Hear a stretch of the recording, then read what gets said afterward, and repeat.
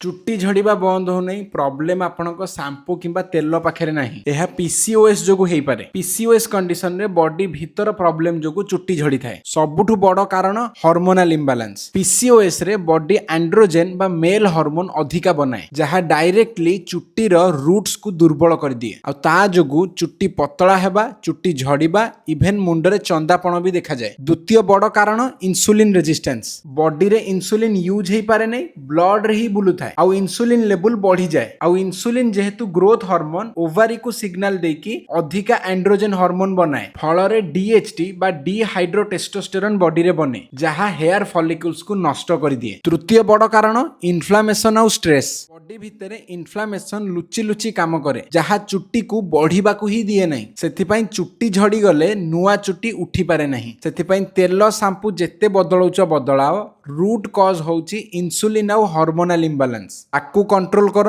सब जिनछ कंट्रोल ले आसी जिवो।